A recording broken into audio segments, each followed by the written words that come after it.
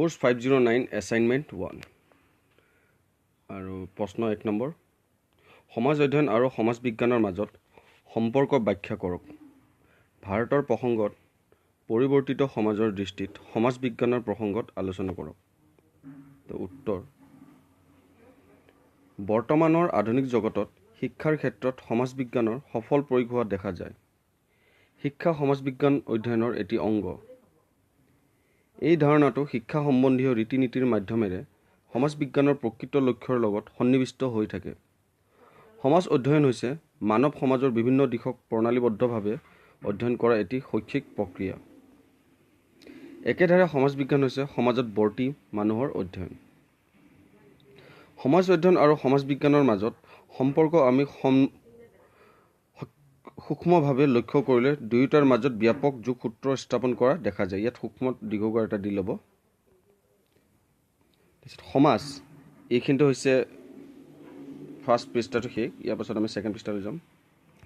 তাৰপিছত সমাজ অধ্যয়ন আৰু সমাজ বিজ্ঞানৰ মূলতঃ সমাজ জীৱনত মানুহৰ বিষয়ে পুংখানুপুংখভাৱে অধ্যয়ন কৰাৰ বিষয়। আধুনিক জগতত শিক্ষাৰ ক্ষেত্ৰত সমাজ বিজ্ঞানৰ সফল প্ৰয়োগ হোৱা দেখা যায়। শিক্ষা সমাজ বিজ্ঞান সমাজ অধ্যয়নৰ এটি অংগ। এই ধাৰণাটো শিক্ষা সম্বন্ধীয় ৰীতি নীতিৰ মাধ্যমেৰে সমাজ বিজ্ঞানৰ প্ৰকৃত লক্ষ্যৰ লগত সন্নিবিষ্ট হৈ থাকে। শিক্ষা সমাজ বিজ্ঞানে বৰ্তমান সমাজত বিস্তৃতভাৱে বিকাশ লাভ কৰিবলৈ ধৰিছে।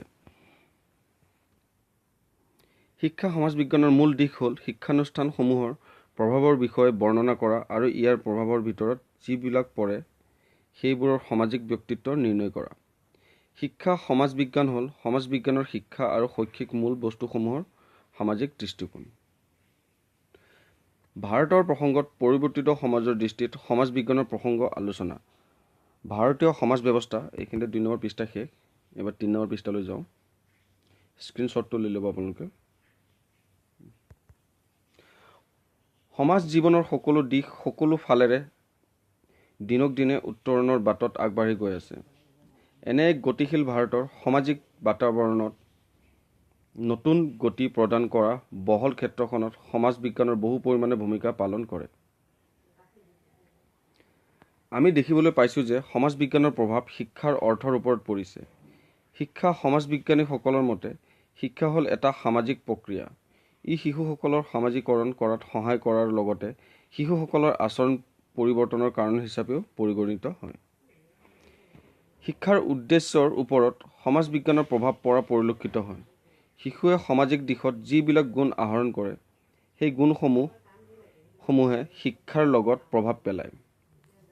আমি দেখিবলৈ পাওঁ যে শিক্ষাৰ কামসমূহ সম্পাদন এইখিনিতে 3 নম্বৰ পৃষ্ঠা শেষ। ইয়াৰো আপোনালোকে স্ক্ৰীনশ্বট এটি লৈ ল'ব। পেজ নম্বৰ 4লৈ আহোঁ। কৰোঁতেও সমাজ বিজ্ঞানৰ প্ৰভাৱ নুই কৰিব নোৱাৰি। শিক্ষাৰ কামসমূহ নিৰীক্ষণ কৰোঁতে শিক্ষা সমাজ বিজ্ঞানীসকলে শিক্ষাৰ সামাজিক কামসমূহৰ ওপৰতেই অধিক গুৰুত্ব আৰোপ কৰা দেখা যায়। আধুনিক জগতৰ শিক্ষা ব্যৱস্থাত সকলো শিক্ষানুষ্ঠানে যিহেতু চৰকাৰৰ তৰফৰ পৰা সাহায্য লাভ কৰিবলৈ সক্ষম হৈছে, সেয়েহে শিক্ষাৰ প্ৰকাৰ আৰু ধাৰণাসমূহ এক কৰি পাঠ্যক্ৰমসমূহৰ মানদণ্ড, শিক্ষা পদ্ধতি, শিক্ষাদানৰ নীতিসমূহৰ মূল্যায়ন আদি নিৰ্ধাৰণ কৰিছে।